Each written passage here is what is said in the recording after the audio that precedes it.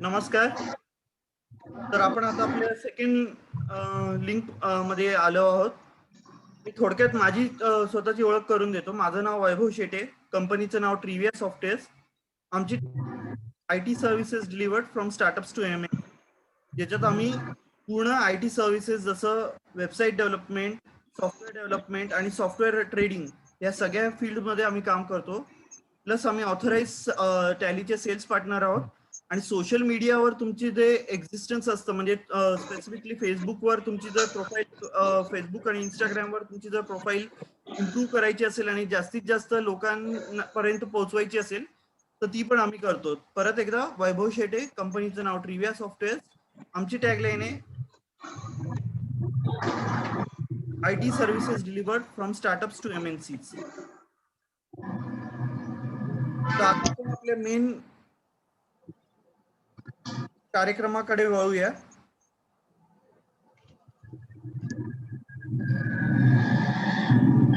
सगळ्यांनी आपापले करा.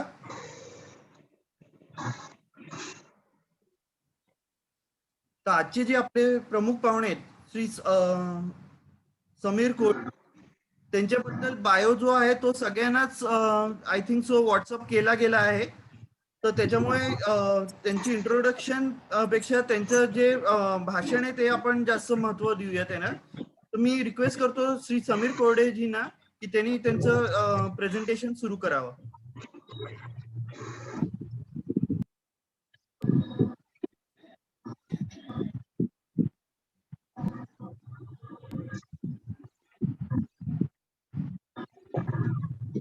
नमस्कार, मी समीर कोरडे. आपल्याला माझा आवाज ऐकू येतो आहे का? हो, येतोय. ठीक आहे. आपलं नाव समीर कोरडे आणि मी TMPC या प्लॅटफॉर्मचे आभार मानतो मला इथे ही संधी दिल्याबद्दल. आणि माझी थोडक्यात ओळख अशी की मी इथे सॅमसोना गेटवेजचं प्रतिनिधित्व करतो. सॅमसोना गेटवेज ही एक्सपिरियन्शियल टुरिझम म्हणजे अनुभवात्मक सहली आयोजित करते. आता अनुभवात्मक सहली म्हणजे काय? तर जसं की तुम्ही जिम कॉर्बेट हे कदाचित नाव ऐकलं असेल. आता सर्व गोष्टी मला आपल्याकडे वेळ मर्यादित असल्यामुळे थोडक्यात सांगाव्या लागतील. मी थोडक्यात सांगायचा प्रयत्न करेन. तुम्ही जिम कॉर्बेटचं नाव ऐकलं असेल.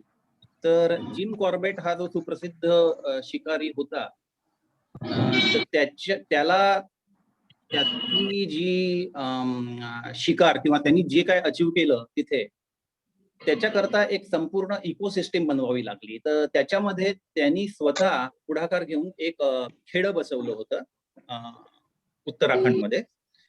तर त्या खेड्यामध्ये जर का आपण गेलो आणि तिथे राहिलो आणि जी सहल म्हणून आहे तिथे त्या सहलीतल्या वास्तव्याचा आनंद आपण जर का त्या ठिकाणी त्या गावात घेतला, निसर्ग ज्याला रॉ नेचर म्हणतात तसं तिथे अनुभवलं तर अधिक मजा येईल, नाही का?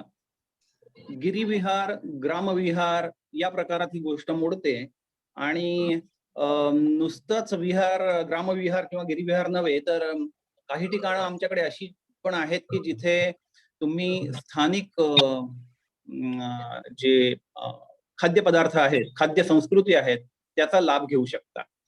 तर अशा प्रकारचे अनेक अनुभवांची सरमिसळ असलेली अनुभवात्मक सहली आम्ही आयोजित करतो सॅमसोना गेटवेज या कंपनीद्वारे.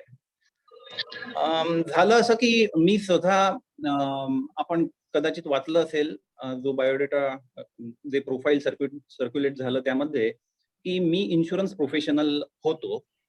माझं सर्व वर्किंग लाईफ हे इन्शुरन्स प्रोफेशनल म्हणून होतं. आणि मग मी काही वर्ष गल्फमध्ये होतो आणि नंतर मग इथे मी 2018 सुरुवातीपासून 2018च्या सुरुवातीपासून इथे मी ही अनुभवात्मक सहलींची कंपनी सुरू केली. मी आणि माझी पत्नी आम्ही दोघांनी मिळून. हा थोडासा वेगळा विषय होता अनुभवात्मक सहलींचा. त्याच्यामुळे लोकांचा प्रतिसाद मिळत होता. एक 2-1 वर्ष गाडी छान रुळावरनं चालत होती आणि त्याच्यानंतर मिस्टर कोरोना आले आणि त्यांच्या कुटुंबियांसह, आणि त्यांनी बऱ्याच जणांची वाताहत केली आणि आम्हालाही त्याचा फटका बसलाच. आजही टुरिझम इंडस्ट्री म्हणून ती काय म्हणूया, बसलेलीच आहे, वाट पाहते आहे, आशावादी आहे, परंतु अ, बऱ्याचशा प्रमाणात निश्चल आहे. तर ह्याच्यात काय असतं की तुमचा जो व्यवसाय आहे तो जरी थांबला किंवा खंडित जरी झाला, तरी सूर्योदय होत असतो, सूर्यास्त होत असतो. आपल्या दैनंदिन गरजा भागवायच्या असतात. तर विचार करत होतो की आपल्याला हे कसं काय करता येईल? आणि मग मला एक मार्ग सापडला. सापडला म्हणजे त्या मार्गात मी ऑलरेडी आधीपासनं चालत होतो. मला याचं बाळकडू हे माझ्या वडिलांकडनं मिळालं. परंतु काय म्हणूया याला, थोडासा करंटेपणा म्हणूया, की त्यांनी जे काही शिकवलं त्याच्यावर मी पुढे बिल्डअप केलं नाही. ते केलं असतं तर खूप फायदा झाला असता. परंतु गेल्या काही महिन्यांमध्ये किंवा वर्षामध्ये मी त्याचा शास्त्रोक्त पद्धतीने अभ्यास केला आणि मला असं वाटलं की हा मार्ग असा आहे की ज्याच्यामुळे काहीही अशा प्रकारचं विश्वसंकट किंवा आपत्ती आली तरी देखील बहुधा हा मार्ग खंडित होणार नाही. आणि मला पहिलेपासून आकर्षण होतंच. व्यवस्थित अभ्यास केला. मी ते करून पाहिलं आणि आज स्थिती अशी आहे, की माझं घर त्याच्यावर चालतं. त्यानंतर आणि पर्यटनाद्वारे उत्पन्न सध्या शून्य आहे. म्हणून मी मुद्दामून सांगतोय, की घर या उत्पन्नावर, या मार्गाद्वारे जे उत्पन्न मिळतं त्यावर चालतं.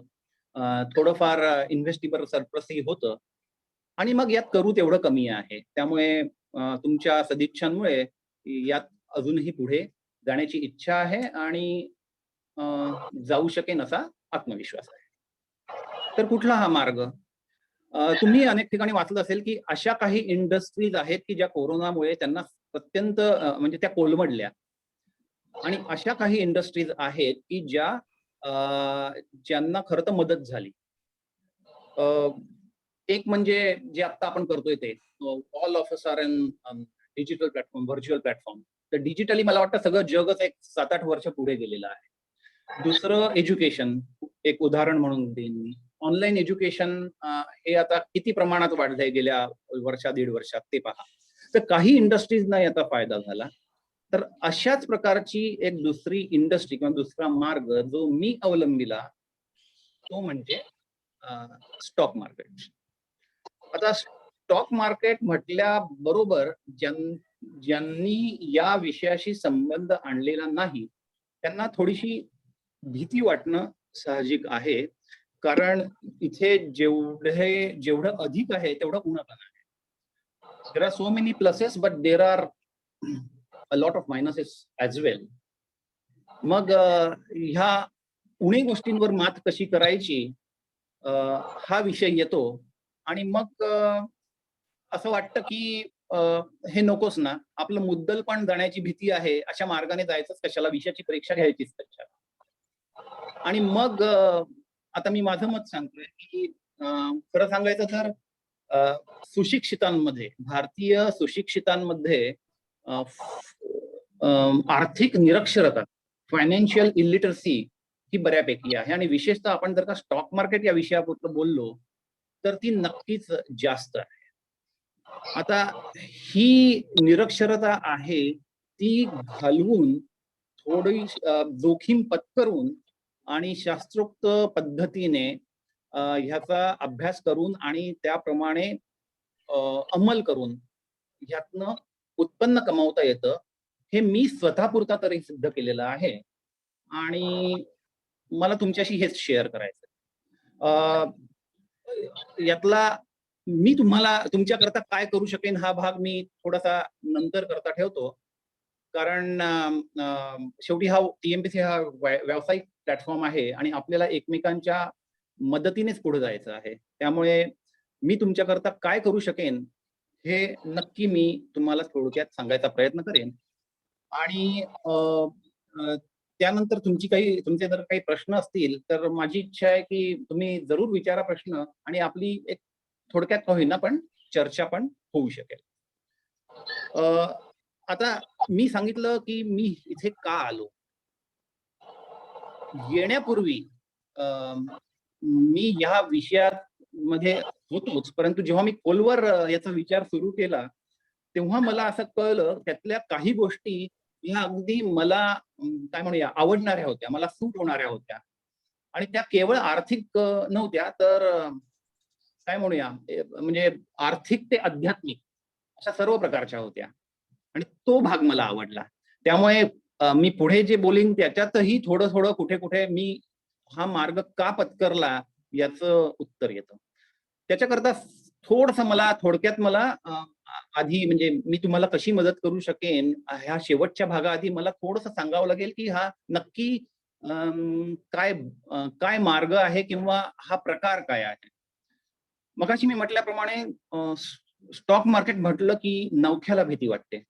साहजिक आहे कारण जोखीम आहे. तर ही जोखीम आहे कसली किंवा नको हे स्टॉक मार्केट असं का वाटतं? आणि जेव्हा मी स्टॉक मार्केट म्हणतो तेव्हा स्टॉक्स अँड कमॉडिटीज असा त्याचा अर्थ आहे. स्टॉक्स म्हणजे शेअर्स आणि कमॉडिटीज म्हणजे जसं की सोनं, चांदी, निकेल, त्यानंतर झिंक अशा प्रकारच्या धातूंची देखील खरेदी विक्री करणारा प्लॅटफॉर्म असतो. तर या दोघांना एकत्रित मी मार्केट असं म्हणतोय.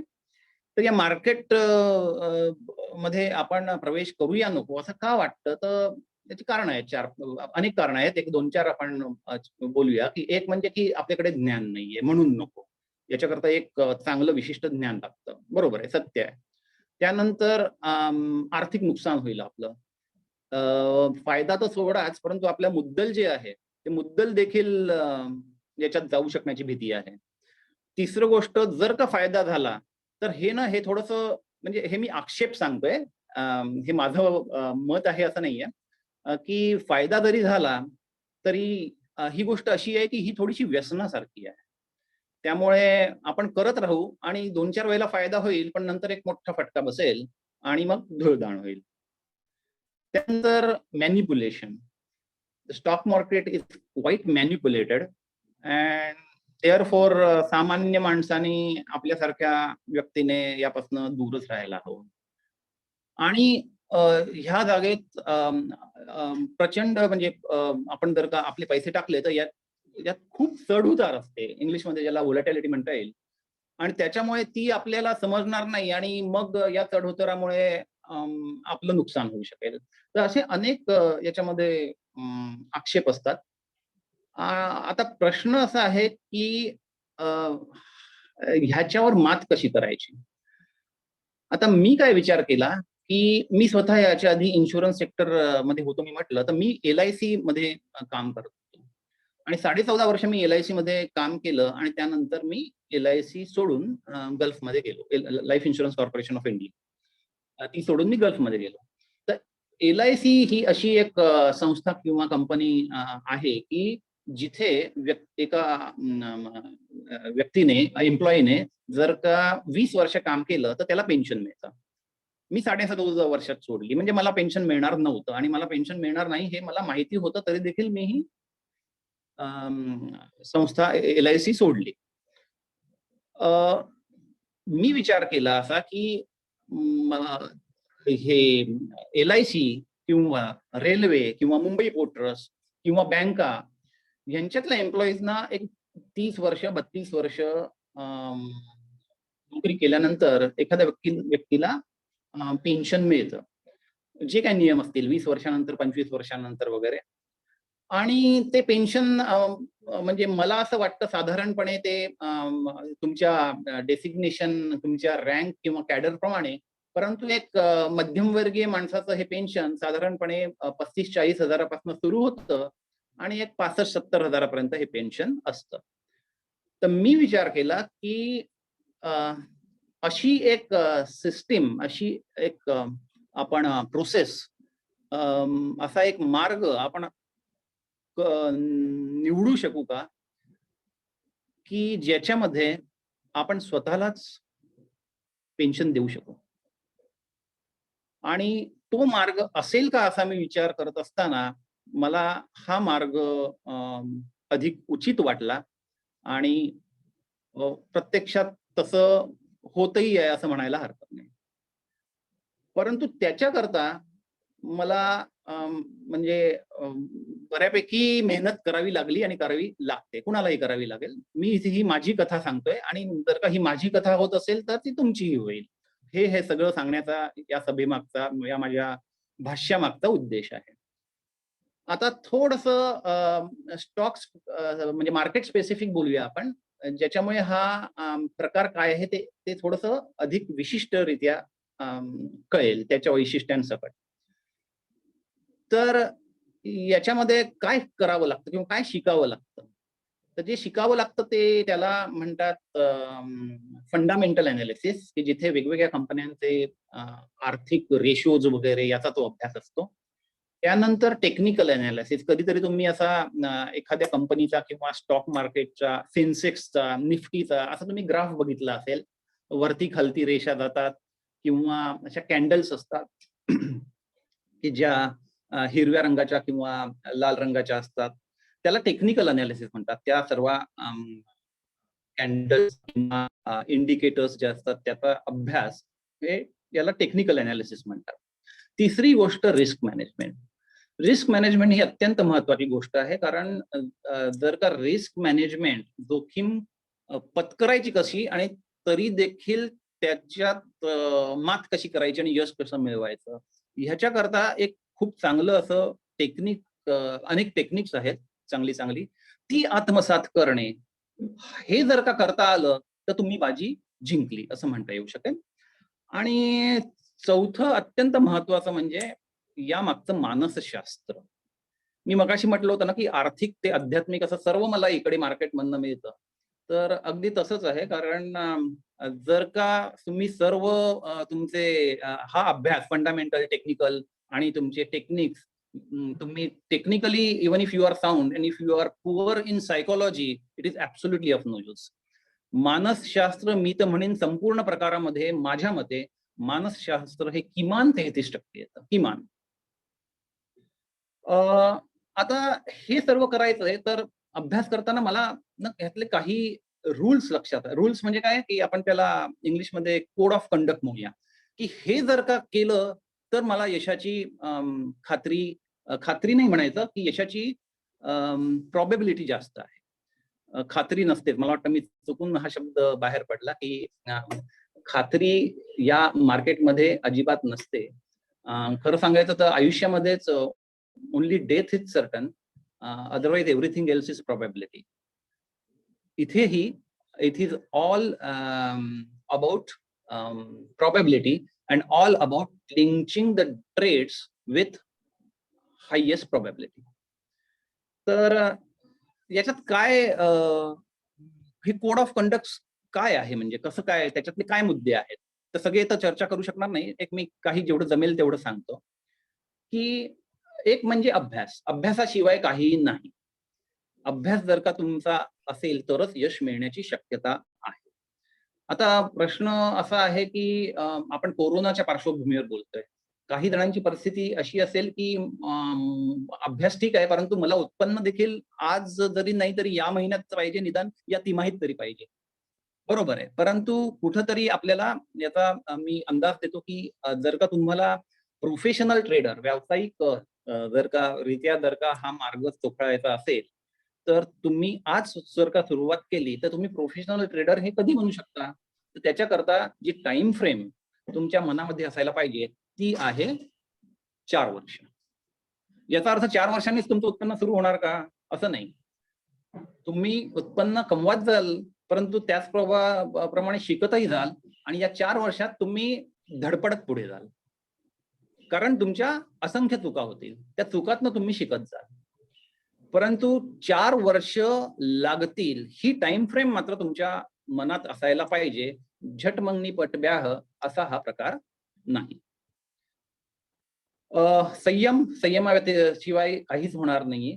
निर्णय क्षमता, प्रचंड निर्णय क्षमता लागेल आणि इथूनच्या काही प्रकारांमध्ये आठवडे नव्हे, दिवस नव्हे, तास नव्हे, तर मिनिट आणि कदाचित सेकंद याने तुमच्या नफ्याच्या किंवा तोट्याच्या टक्केवारीमध्ये फरक पडू शकतो. त्यामुळे प्रचंड निर्णय क्षमता याच्या मागे लागते. कोड ऑफ कंडक्ट बद्दल अजून पुढे बोलताना माझा एक सल्ला असा असेल किंवा मत असं माझं आहे की यामध्ये जे लोक ऑलरेडी आहेत, काम करतायत अशा शेअर्सचं, त्यांच्या ज्या यशाच्या कथा आहेत ना, त्या अजिबात ऐकू नयेत. मैंने जून में 1 लाख डाला और अभी उसका 1.5 लाख देखो बन गया, अशा प्रकारच्या कथा अजिबात ऐकू नयेत. त्यातनं जर का काही अभ्यासपूर्ण चर्चा होत असेल, ते मुद्दे कळत असतील तर ठीक आहे. अदरवाईज सक्सेसफुल स्टोरीज किंवा यशोगाथा म्हणून नवख्या माणसांनी ज्याला याच्यात प्रवेश करायचा आहे त्यांनी त्या ऐकू नये, तसं माझं मत आहे. काय करावं तर सिस्टीम्स याच्यातल्या, आता जसं मी एक उदाहरण दिलं की वाघे इस्टेट मधनं आपल्या पाचपाखडीमध्ये एखाद्या बँकेत जर का एखाद्याला जायचं असेल तर हा प्रवास, वाघे इस्टेट ते पाचपाखडी आणि पाचपाखडी ते वाघे इस्टेट, हा प्रवास करताना तो जरी चालत आला, अंतर खूप आहे, किंवा वाहनाने आला, तर ह्या प्रवासात त्याला जवळजवळ किती म्हणूया, जवळजवळ 3000 वाहनं हे त्याच्या आजूबाजूने जातात. त्यालाही माहिती असतं 3000 पेक्षा जास्त वाहनं माझ्या आजूबाजूने जाणार आहेत आणि त्यातलं एक वाहन जरी अंगावर आलं तरी देखील त्याला तो जखमी होईल किंवा त्याचा कदाचित मृत्यू होईल. असं असूनही वाघे इस्टेटच्या त्याच्या घरातनं तो निघतो हे काम करायला आणि सुरक्षित सुखरूप परत येतो. याचं कारण काय, तर बाहेर एक अशी एक सिस्टीम उपलब्ध आहे ज्याला आपण रहदारीचे नियम असं म्हणतो. There is a traffic system out there which protects us. आणि या रहदारीच्या नियमांवर आपला विश्वास असल्यामुळे आपण बाहेर जाण्याची जोखीम पत्करतो. जे आपण रोज करतो किंवा करत होतो, आता कोरोना काळात कमी करतो, परंतु जे करत होतो तेच आपल्याला मार्केटमध्ये करायचं. मार्केटचेही स्वतःचे स्वतःच्या काही सिस्टीम्स आहेत, नियम आहेत, प्रोसेसेस आहेत. आपण त्याच्यावरनं चालायचंय. माझ्या मते हे वाक्य खूप महत्वाचं आहे. What you need to do is to follow those systems and processes. Losses and profits are simply the by product of it. असा विचार करू नका की मला नफा कमवायचा आहे. आपल्याला अमुक एक सिस्टीम आहे ती फॉलो करायची. हा विचार जर का केला तर यशाची शक्यता जास्त आहे. आणि आधी मी उल्लेख केल्याप्रमाणे ही सिस्टीम बेसिकली काय असते तर ती लॉस मॅनेजमेंट सिस्टीम असते. जर का तुम्ही तुमचा तोटा मॅनेज करायला किंवा कमी करण्यात यशस्वी झाला तर बहुधा तुम्हाला नफाच होईल किंवा निदान त्याची शक्यता तरी जास्त वाटेल. ह्याच्याशिवाय अजून बऱ्याच मिसकन्सेप्शन्स पण आहेत, गैरसमजुती पण आहेत स्टॉक बद्दल. त्यातली एक सांगतो, जस्ट उल्लेख करतो की लोकांना असं वाटतं की stock market is all about selecting a script. Script म्हणजे company. Stock market is all about selecting a script. No, it is not. Rather, stock market is about rejecting the script. हे MCQ सारखं झालं शाळेतल्या किंवा कॉलेजमधल्या multiple choice question. जे वाईट आहे, जे नको आहे ते बाजूला सारा, जे उरेल ते चांगलं आहे. अशा पद्धतीने जायला हवं. निदान मी तरी तसा जातो. आणि बऱ्याच जणांना असं वाटतं की स्टॉक मार्केटमध्ये पैसे खूप असतात, चला लाखाचे 12 लाख करूया. हे असं काही नाहीये. मी कशी सुरुवात केली? मी सुरुवात केली की माझं जे मोबाईलचं बिल आहे महिन्याचं, मला या मार्गातनं आज तेवढेच कमवायचं, आज नव्हे या महिन्यात तेवढेच कमवायचे. माझी सुरुवात एवढी छोटी होती. आणि मग ते माझं 500-700 रुपयाचं जे बिल मोबाईलचं आहे ते जेव्हा मी या मार्गातनं कमावलं तेव्हा मला खूप आनंद झाला. आणि मग याच्यामध्ये अजून एक गोष्ट आहे की स्पर्धा कोणाशी करू नये. स्पर्धा करायचीच झाली तर स्वतःशी करावी. मग मी विचार केला की आज मी 700 रुपये कमवले संपूर्ण महिन्यात, बरं का, पुढच्या महिन्यात मला यापेक्षा जास्त कमवायचं. त्यामुळे उगाच मोठी छलांग मारण्याचा प्रयत्न करू नये. छोटं करत हळूहळू पाऊल पाऊल करून पुढे जावं. काही जणांनी अशा कथा ऐकल्या असतात की तो मनुष्य ना तो काय करतो तर डे ट्रेडिंग करतो. डे ट्रेडिंग म्हणजे काय की सकाळी घेतो आणि संध्याकाळी विकतो का काय करतो कोण असतो, परंतु तो मार्केट संपतं तेव्हा काहीतरी तो खिशात घालतो. अशा काहीतरी उगाचच कथा. म्हणजे ह्याच्यात असं होतही असेल, माझ्याही बाबतीत असं होतं, परंतु कुठल्याही गोष्टीचं काय म्हणायचं अतिरेक किंवा ऑब्सेशन बरोबर नाही. त्यामुळे खूप पैसा आहे याच्यात, चला आपण डे ट्रेडिंग करूया असं नसतं. याच्यामुळे तोटाच होण्याची शक्यता जास्त आहे. ह्याच्यात काय माहितीये का, हा एक स्टॉक मार्केट हा एक त्रिकोण जर का आपण म्हटला तर यातल्या 3 बाजू, 3 कोण कसे आहेत. एक म्हणजे तुमचं नॉलेज आणि स्किल, ज्ञान आणि कौशल्य एका बाजूला. दुसरं मी मगाशी सांगितलं त्याप्रमाणे याच्या कार्यपद्धती, सिस्टीम्स, टेक्निक्स आणि प्रोसेसेस हे दुसऱ्या कोणाकडे येतं. आणि तिसऱ्या कोणाकडे जो मगाशी महत्वाचा सांगितला ते म्हणजे याचं मानसशास्त्र. 2 कोण ठीक असतील आणि या तिसरा कोण ठीक नसेल, आणि आपला एक कल असतो, बऱ्याच जणांचा कल असतो की या मानसशास्त्राकडे जरा कमी लक्ष द्यायचं. नाही, मी मानसशास्त्र नाही, मी आय एम मेंटली साऊंड, मला कळतं. यावरून कळतं आठवलं, तुमचे कदाचित पाहण्यात बरेच लोक असे असतील की ते म्हणतात की या मार्केट ना, आय नो मार्केट, मला माहिती आहे. जो कोणी, माझा असं म्हणजे प्रामाणिक मत आहे की जो कोणी असं म्हणतो की आय नो मार्केट, त्याच्यापासून दूर पडा. मार्केट कळणारी व्यक्ती म्हणा किंवा काय म्हणूया, व्यक्ती नव्हे, एंटिटी एकच, ती म्हणजे देव. कुठल्याही मनुष्य प्राण्याला मार्केट कळतं असं मला तरी वाटत नाही. तर मी त्रिकोणाबद्दल बोलत होतो की हे अशा प्रकारचा ह्या 3 ह्यांनी बनलेला त्रिकोण आहे. आणि याच्यात मला स्वतःला अध्यात्म पण दिसलेलं आहे. म्हणजे असं की जे षड्रिपू असतात, काम, क्रोध, लोभ, मद, मत्सर, यातला काम सोडला तर बाकीचं जे आहे ते बरेच वेळेला मार्केट मध्ये आपल्याला भेटतात आणि आपण त्याला बळी पडतो. मीही पडतो, अजूनही पडतो, कारण मी मनुष्यच आहे. तर आणि मग चुका होतात. चूक झाल्यानंतर, नुकसान झाल्यानंतर किंवा कमी फायदा झाल्यानंतर कळतं की आपण बळी पडलो होतो, आपल्या हातून चूक झाली. ठीक आहे, बट मिस्टेक हॅपन आणि loss is a part of this game. माझं कधी नुकसानच झालं नाही असं कधी होऊ शकत नाही. Loss is inevitable. तर अशा ह्या ज्या गोष्टी आता मी सांगितल्या, त्या गोष्टी मला हळूहळू समजल्या, अभ्यास करून समजल्या, करून करून समजल्या. आता शेवटचा सेगमेंट मला वाटतं एक मी 2 मिनिटात सांगू इच्छितो की याच्याकरता म्हणजे आता हा व्यावसायिक पातळीवर आपण प्लॅटफॉर्मवर आपण बोलत आहोत, तर मी तुमच्याकरता काय करू शकतो. आपण दोघं एकमेकांकरता आर्थिक किंवा संकल्पनेच्या दृष्टीने किंवा मतांच्या दृष्टीने एकमेकांना आपण मदत करणं अपेक्षित आहे. आपण आता थोडंसं आकड्यांबद्दल बोलूया की हे जे सगळा प्रकार आहे सांगितला, त्याच्यात म्हणजे इसमें दम कितना है. थोडीशी मी कल्पना दिली होती पेन्शनचा मुद्दा सांगून.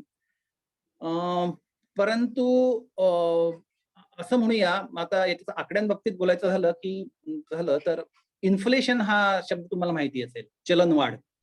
जर का या चलनवाढीचा दर हा जर का 6% तुम्ही ज्या देशात राहता त्या देशात असेल, म्हणजे काय की भारताचा 6% समजा असेल, तर या सगळ्याचं सार एकत्र सांगायचं झालं तर ते म्हणजे की जर का आज जी गोष्ट तुम्ही 10 लाखाला घेताय, ती घ्यायला तुम्हाला 20 लाख लागतील साधारणपणे 14 वर्षांमध्ये.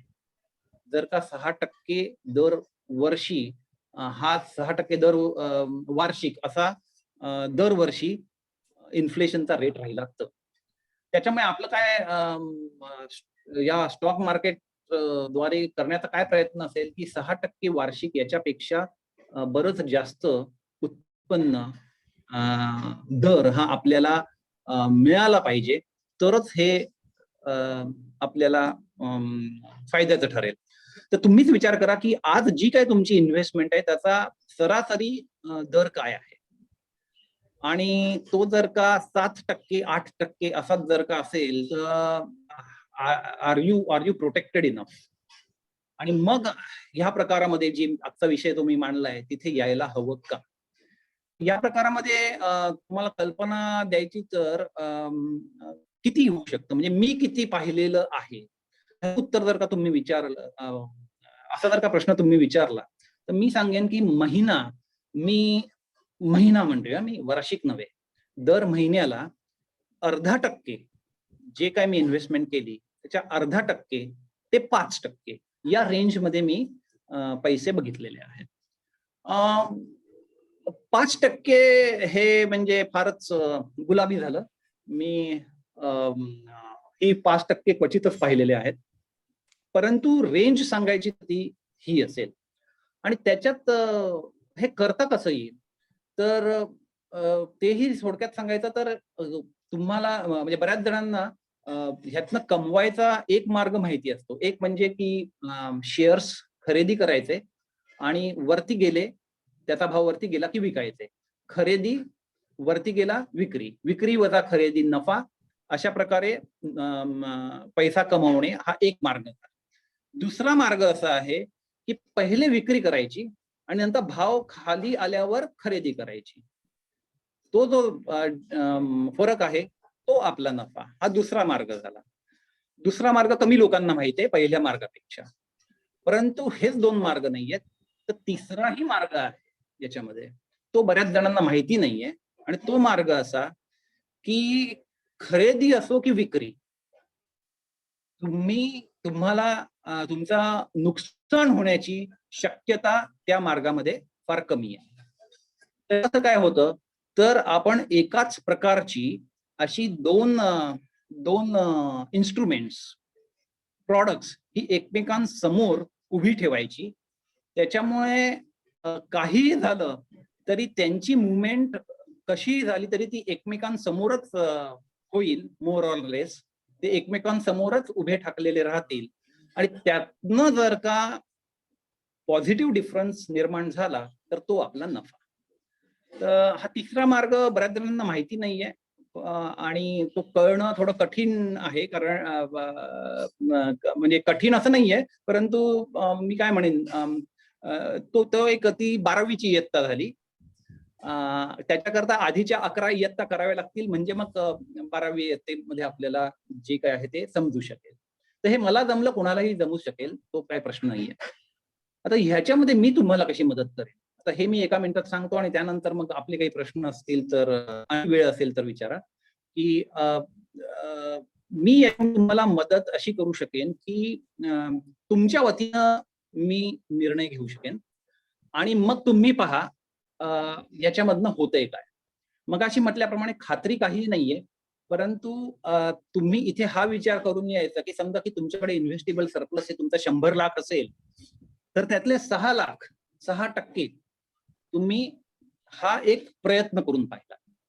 आणि हे सगळं महत्वाचं असं की ह्याच्यामध्ये हे करताना कुणालाही पैसे द्यायचे नाहीयेत, मलाही पैसे द्यायचे नाहीयेत. तुमचे पैसे तुमच्याकडेच राहणार आहेत. तुम्ही तुमच्या नावावरच हा सगळा व्यवहार करणार आहेत. फक्त अगदी क्रूड भाषेत सांगायचं तर तुम्ही माझी फक्त अक्कल वापरणार आहे. आणि ते पण एक मी तुम्हाला आपल्याला एकमेकांना मदत करायची आहे या दृष्टीने असं तुम्ही हे मी करू शकतो. तुम्ही त्याचा लाभ घेऊ शकत असाल तर मला स्वतःला आनंद होईल. कारण ह्या मार्गाकडे मी आधी म्हटल्याप्रमाणे बरंच दुर्लक्ष झालेलं आहे आणि त्या मार्गाचा आपण विशेषतः मराठी माणसांनी आणि कुठल्याही सुशिक्षित व्यक्तीने, मराठी किंवा बिगर मराठी, लाभ घ्यायला हवा. आणि त्याची सुरुवात जर का तुम्ही अशा प्रकारे माझ्याद्वारे करत असाल तर निदान मला तरी आनंद होईल. आणि आर्थिक बाबी वगळता एक व्यक्ती या क्षेत्रामध्ये रस घेते असं मी करू शकलो तर खचितच त्याचा आनंद मोठा आहे.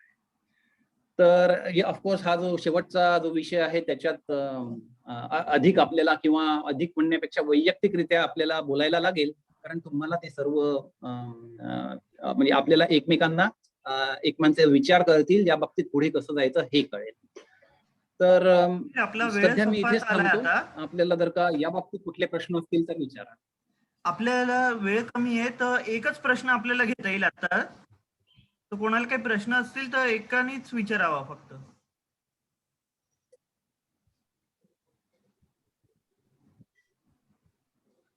अजून शेवटचा जो आता यांनी सांगितलं खरेदी किंवा विकासजी पहिले आपण व्हिजिटर्सना हे देऊ. तुम्हाला विचारायचं असेल तर आपण नंतर विचारू. कोणी व्हिजिटर्सना आधी प्रश्न विचारायचा आहे का?